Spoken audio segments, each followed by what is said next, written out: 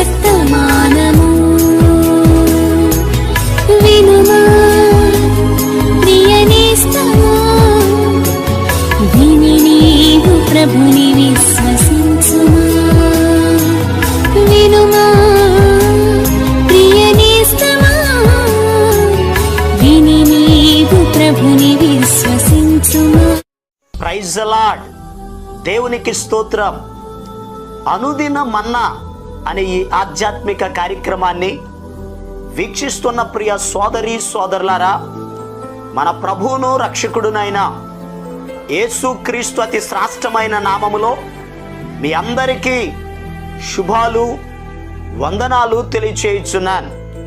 ఈ శ్రేష్టమైన సమయంలో దేవుని పరిశుద్ధ గ్రంథంలో నుండి సామెతల గ్రంథం 16వ అధ్యాయం 3వ వచనం, నీ పనుల భారము యెహోవా మీద నుంచుము, అప్పుడు నీ ఉద్దేశములు సఫలమగును.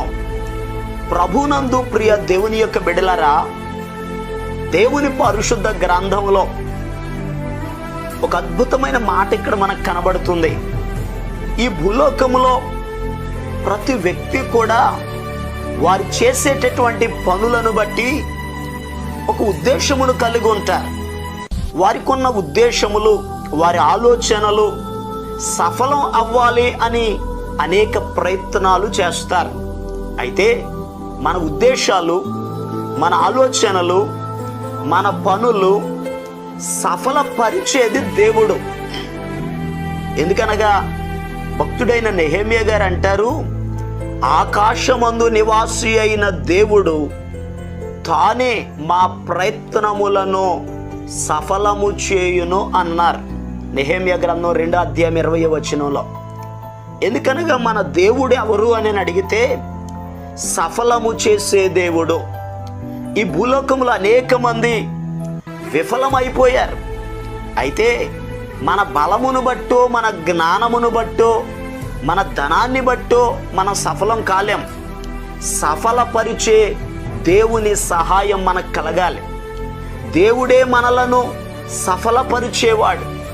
అయితే ఒక వ్యక్తి తన యొక్క ఉద్దేశాలు, తన జీవితంలో తాను చేసే ప్రతి పనులలో తాను సఫలం అవ్వాలి అని అంటే ఆ వ్యక్తి ఏం చేయాలో పరిశుద్ధ గ్రంథంలో నుండి నేర్చుకుందాం.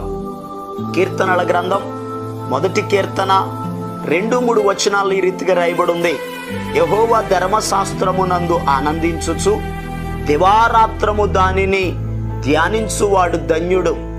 అతడు నీటి కాలువల యోరను నాటబడిన వాడై ఆకు వాడక తన కాలమందు ఫలమిచ్చు చెట్టు వలె నుండును. అతడు చేయునదంతయు సఫలమగును అని వాక్యంలో రాయబడి ఉంది. ఎవరు చేసేది సఫలమవుతుంది? వాక్యంలో రాయబడిన మాట, దేవుని ధర్మశాస్త్రమును ఎవరైతే ధ్యానిస్తారో, ఎవరైతే అనుసరిస్తారో, ఎవరైతే దేవుని మాటలను వింటారో, వినేవారు తమ యొక్క ప్రయత్నములు, తమ ఉద్దేశములు, తమ పనులన్నిటి విషయములో సఫలమవుతారు. ఈరోజు ప్రియ దేవుని బిడ్డలారా, ఈ భూలోకములో ఎందరో మాటలు విని ఒకవేళ విఫలమయ్యావేమో, మోసపోయావేమో, ఈరోజు దేవుని మాట వినో. దేవుని మాట నిన్ను సఫలం చేసేది, దేవుని మాట నిన్ను ఆశీర్వదించేది, దేవుని మాట నిన్ను గొప్పవాడిగా చేసేది. యేసు ప్రభు చెప్పారు, మత్తయి సువార్త 13వ అధ్యాయములో విత్తనములను గూర్చిన ఉపమానం చెప్పారు. ఒక ఆయన విత్తనములను విత్తుతూ ఉన్నాడు. అయితే కొన్ని విత్తనాలు త్రోవ ప్రక్కన పడ్డాయి, పక్షులు వచ్చి తినేశాయి. కొన్ని విత్తనాలు రాతి నేలను పడ్డాయి, మొలవడానికి మొలిచాయి. కానీ ఎండ తెగలగానే మరి మన్ను లేనందున అవి ఎండిపోయాయి. కొన్ని విత్తనాలు ముళ్ళ పొదల్లో పడ్డాయి, అవి మొలిచాయి. కానీ అవి పెరగకుండా ముళ్ళు వాటిని అణిచివేశాయి. అయితే మంచి నేలను పడ్డ విత్తనం అది 100 60 30 ఫలించెను అని యేసు ప్రభు చెప్పారు. అయితే శిష్యులయ్యా, అది అలా ఫలించడానికి కారణం ఏమిటి, ఈ ఉపమాన భావం ఏమిటి అని అడిగితే యేసయ్య శిష్యులతో చెప్పారు.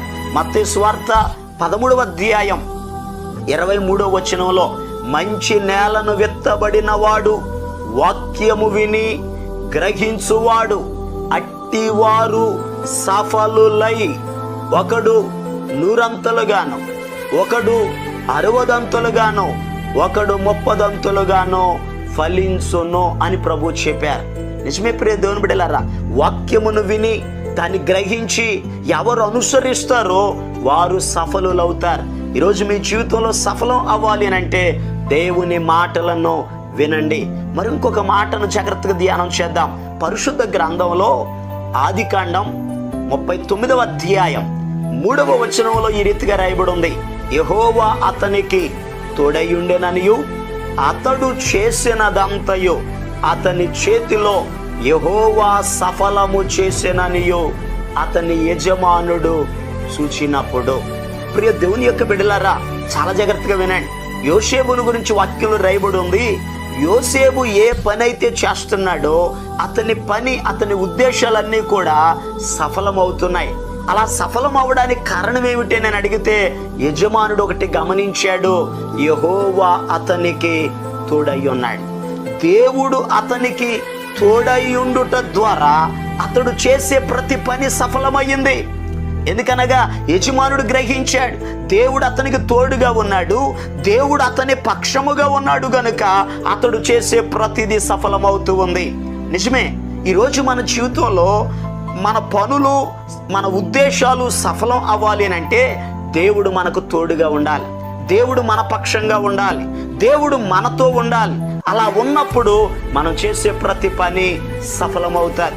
వాక్యంలో రాయబడి ఉంది, యెషయా గ్రంథం 26వ అధ్యాయం 12వ వచనంలో రాయబడి ఉంది, యెహోవా నీవు మాకు సమాధానమును స్థిరపరచుదువు, నిజముగా నీవు మా పక్షమున ఉండి మా పనులన్నిటినీ సఫలపరచుదువు. నిజమే ప్రియ దేవుని బిడ్డలారా, ఎందుకనగా దేవుడు మన పక్షముగా ఉన్నప్పుడు మన పనులన్నీ కూడా సఫలమవుతాయి. దేవుడు మనకు తోడుగా ఉన్నప్పుడు మనం వెళ్ళే ప్రతి పని సఫలపరచబడిద్ది. అయితే దేవుడు మనకు తోడై ఉండాలి అని అడిగితే ఆయన మాటను వినాలి, ఆయన సన్నిధిలో ఉండాలి, ఆయన ఆరాధించాలి, ఆయన యందు భయభక్తులు కలిగి ఉండాలి, పరిశుద్ధత కలిగి ఉండాలి. ఎందుకనగా మనము దేవుని పక్షముగా ఉన్నప్పుడు దేవుడు మన పక్షంగా ఉంటాడు. 2వ దినవృత్తాంతాల గ్రంథం 15వ అధ్యాయాన్ని మనం చదివితే అక్కడ యూదా ప్రజలతో, ఆసా అనే రాజుతో, అజర్యా అనబడినటువంటి వ్యక్తి దేవుని ఆత్మచేత నింపబడి వారితో చెప్తున్నాడు, యూదా ప్రజలరా, ఆసా రాజా మీరు దేవుని పక్షంగా ఉంటే దేవుడు మీ పక్షంగా ఉంటాడు అని చెప్తూ ఆ 2వ దినవృత్తాంతాల గ్రంథం 15వ అధ్యాయం 7వ వచనంలో ఓ చక్కని మాట చెప్తారు, కాగా మీరు బలహీనులు కాక ధైర్యము వహించుడి, మీ కార్యము సఫలమవుతుంది. మనము దేవుని పక్షంగా ఉన్నప్పుడు, దేవుడు ఎప్పుడైతే మన పక్షంగా ఉంటారో, దేవుడు ఎప్పుడైతే మనకు తోడై ఉంటారో మన ప్రతి ప్రయత్నము, ప్రతి ఉద్దేశము సఫలమవుతుంది. ప్రియ దేవుని బిడ్డలారా, చాలా జాగ్రత్తగా గమనించండి. మరి ఇంకొక మాటను ధ్యానం చేద్దాం. కీర్తనల గ్రంథం 57వ కీర్తన 2వ వచనంలో ఈ రీతిగా రాయబడి ఉంది, మహోన్నతుడైన దేవునికి, నా కార్యము సఫలము చేయు దేవునికి నేను మొరపెట్టుచున్నాను. ప్రియ దేవుని బిడ్డలారా, ఎవరైతే దేవుని సన్నిధిలో ప్రార్థన చేస్తారో ప్రార్థన చేసే ప్రతి ఒక్కరి ఉద్దేశాలు, వారి యొక్క పనులు సఫలమవుతాయి. విఫలమవుతున్న ప్రియ దేవుని బిడ్డలారా, ఈరోజు దేవుని మాటను వినండి, దేవుని పక్షంగా నిలబడండి, దేవునికి ప్రార్థన చేయండి. ఎందుకనగా కార్యము సఫలం చేసే దేవుడు మీ కుటుంబంలో మీ ఉద్దేశాలు, మీ ఆలోచనలు దేవుడు సఫలము చేసి మిమ్మును, మీ కుటుంబాలను ఆశీర్వదించునుగాక. దేవుడు మీ కుటుంబ పక్షంగా ఘనమైన కార్యాలు జరిగించినట్లు మీ కొరకు నేను ప్రార్థన చేస్తాను. తలలు వంచండి, కళ్ళు మూసుకునండి, ప్రార్థనలో ఏకీభవించండి. మహాపరిశుద్ధుడును ప్రేమ కలిగిన మా పరమ తండ్రి, నీకు వందనాలయ్యా. నీ ఉద్దేశములను సఫలం చేస్తానని మీరు మాకు వాగ్దానం ఇచ్చారు. నిజమే, నువ్వు సఫలం చేసే దేవుడు నాయన. ఈ మాటలు ఎంతోమంది బిడ్డలైతే వింటున్నారు అయ్యా, వారి జీవితంలో, వారి ఉద్దేశాలు, వారి యొక్క బిడ్డల జీవితాలలో నాయన నీ కార్యాలు జరిగించండి అయ్యా. వారు చేసే పనులలో, వ్యాపారాలలో, డ్యూటీలలో, ఉద్యోగాలలో, సమస్త విషయాలలో మీరు తోడై ఉండమని ప్రార్థిస్తున్నాను. క్షేమాభివృద్ధిని కలుగు చేయమని ప్రార్థిస్తున్నాను. నాజరేయుడైన యేసు నామములో బిడ్డల యొక్క ప్రతి అవసరత తీర్చబడునుగాక ఆజ్ఞాపిస్తున్నాను. తండ్రి, నీ కార్యములను మీరు జరిగించండి. మహిమ, ఘనత, ప్రభావాలు మీరు మాత్రమే పొందుకొనమని బిడ్డలందరిని ఆశీర్వదించండి. ఎవరైతే బలహీనులుగా ఉన్నారో యేసు నామములో స్వస్థత కలుగునుగాక ఆజ్ఞాపిస్తున్నాను. నీ కార్యాలు జరిగించి మేలు చేసి మీరు మహిమ పొందుకొనమని యేసు క్రీస్తు అతి పరిశుద్ధమైన నామం పేరట ప్రార్థన చేసి అడిగి పొందుకొని ఉన్నాము తండ్రి, ఆమేన్. మన ప్రభు అయిన యేసు క్రీస్తు కృప మీకు తోడుగా ఉండి నడిపించునుగాక, ఆమేన్. ఈరోజు పుట్టినరోజు మరియు పెళ్లి రోజు జరుపుకుంటున్న వారికి సీసలి మన్నా చర్చి తరపున మా కుటుంబ పక్షముగా మీకు శుభాలు తెలియపరుస్తున్నాం. May God bless you. దేవుడు మీకు తోడుగా ఉండి మిమ్మల్ని ఆశీర్వదించునుగాక. దయచేసి గమనించండి, మీ కొరకును మీ కుటుంబం కొరకును దేవుడు మిమ్మలను అభివృద్ధి పరచాలని నిత్యము మేము ప్రార్థన చేస్తున్నాం. ఏమైనా ప్రార్థన అవసరతలు ఉన్న ఎడల ఈ స్క్రీన్ మీద కనబడుతున్న నెంబర్కి ఫోన్ చేసి తెలియపరచండి. ప్రియ దేవుని బిడ్డలారా, అనుదిన మన్నా అనే ఈ వర్తమానాలు మీ స్నేహితులకు, మీ బంధువులకు కూడా షేర్ చేయండి. మన్నా చర్చ్ సీసలి అనే ఈ యూట్యూబ్ ఛానల్ను సబ్స్క్రైబ్ చేయండి. అందరికీ వందనాలు. నీ వాత్సల్యం, నీ బాహుల్యం, నీ కృపా కనికరం చూపించుము. పాపము చేశాను, దోషినయ్యున్నాను. పాపము చేశాను, దోషినయ్యున్నాను. తెలిసియున్నది నా అతిక్రమమే, తెలిసియున్నది నా పాపములే, తెలిసియున్నది